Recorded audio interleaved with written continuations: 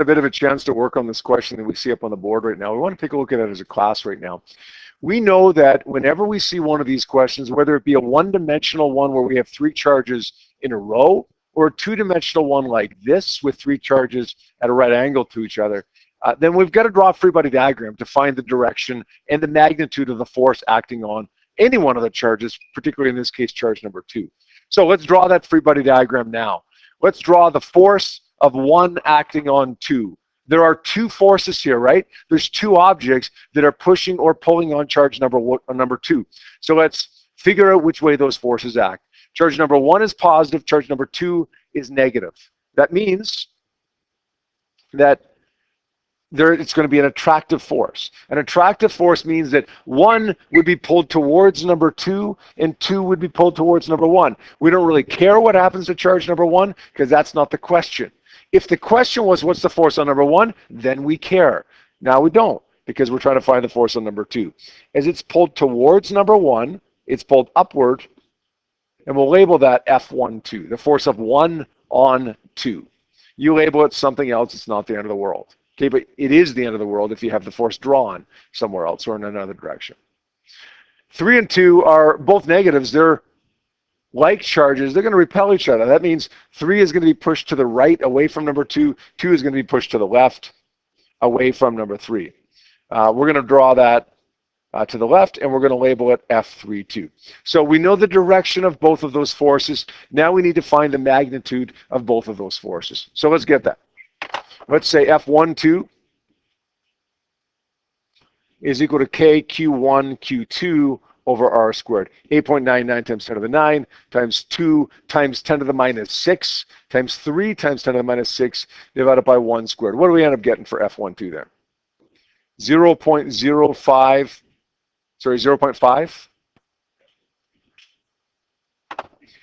0.5. 0.05394. All right. All right, good, thank you. Now we want to find the force of 3 on 2. That's going to be exactly twice the value of F12, only because charge 3 is twice the value of charge 1. If you didn't spot that, that's okay. Just punch the numbers into your calculator again, and you're going to get something like 0.10788. 0.10788, that's right? Okay. So again, you don't have to recognize that that force is double the first force. Okay, you can go back to scratch and say KQ2 Q3 over R squared, and it gives you the same thing, right? This is just a tiny bit of a shortcut. Honestly, this was a test. This is a test question or a quiz question. I probably would have went back to the beginning and then punched all the numbers into my calculator and found it. I probably wouldn't have taken that shortcut because it's too risky, right, to make a mistake with that. So I get both of those forces. I know that F32 is to the left and F12 is upwards. Now, here's what people will do. I'll say a significant amount of times, but a minority of the time. So I mean by that, look, we're not doing it half the time. Okay, it's not nearly that big of a problem, but it's enough of a problem that I've noticed it done several times. People will look at this at some level and say, okay, I know I've got to combine these forces. I've got to find the total force. Total is adding, right? So let's just add them up. 0.10788 plus 0.05394, it gives me about 0.15, 0.16. What's wrong with that? I've added them, but yeah, but I've kind of added scalars there, right? I've found this plus this as if they were scalars, but they're on different axes, so we have to combine them vectorially. Well, we know how to do that.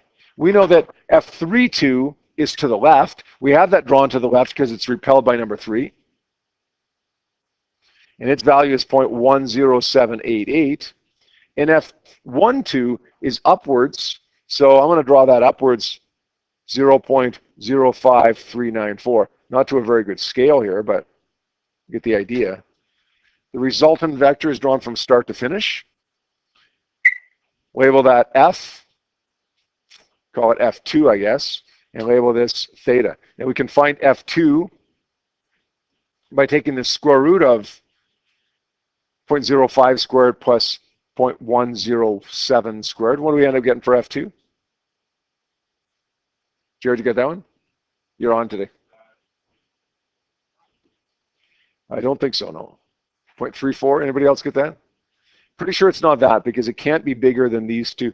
If I add these together as scalars, 0.05 and 0.10, and get 0.15, your hypotenuse can't be bigger than that, right? I wonder if you forgot to square root it. Go ahead. 0.121 newtons. Anybody else agree with that? Yes? And we're going to find theta by taking the inverse tan of opposite over adjacent. 0.05 ... plus or divided by 0.10, etc. And it, inverse tan of 0.5 is somewhere around 25 degrees, I think. 27 degrees after rounding? Okay. We're not going to say north of east or north of west or whatever here because we don't really know a frame of reference, right? We don't know that it's a north, south, east, west frame of reference. Make sense? If you can get the magnitude, that's half the battle on tomorrow's quiz. If you can get the direction, that's the other half the battle. And by the direction, I don't just mean the 27 degrees. I mean 27 degrees like this way. Okay, you have to know that it's 27 degrees that way versus 27 degrees that way. Okay, if you don't draw your diagram properly, you might get this, and that's wrong. Despite the fact that I said the force 0.121 is half the battle, unfortunately in a multiple choice question, getting half the battle means 0, right? Sometimes it's what happens to us when we're doing homework questions, right? We get 9 out of 10 homework questions. Oh, we're in really good shape, right? We got 9 out of 10 homework questions. You know what? You get 9 out of 10, you are in pretty good shape. But sometimes that translates to, hey, it's the 10th question that appears on your quiz or on your test, right? The one that you didn't get. Or if you got most of one question, but you only missed one little thing, hey, that's great. Except when it comes time for multiple choice, we have to get everything on it, not just 90% of one question, right? Half the battle isn't quite enough. We need the full battle, become multiple choice and numeric response time.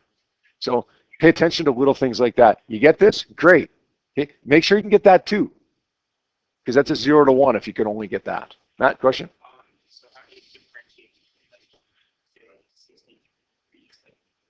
Okay, good question. Yeah, no, fair enough.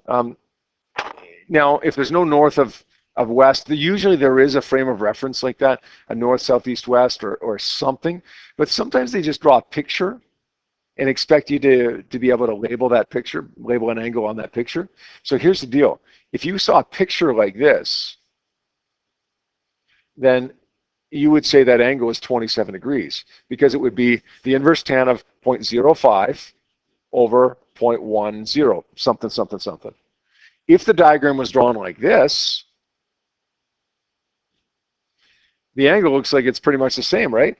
The direction of the resultant is the same, but the angle here would end up being 63 degrees because we went the inverse tan of 0.10 over 0.05.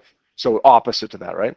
So you get an answer or an option on a quiz or a test that says 63 degrees. Well, maybe you got 63 degrees. Make sure it matches up with this angle as opposed to with this angle. Make sure it matches up with the right axis. If it's in the form of a picture, okay, if it's in the form of north of west or north of east or something like that, then it's a little bit more straightforward that way. Does that make sense? Yep. Okay. Is that okay, guys? All right, if you guys are good on that, I'm going to give you a few minutes to work on some check and reflect questions on page 538 right now.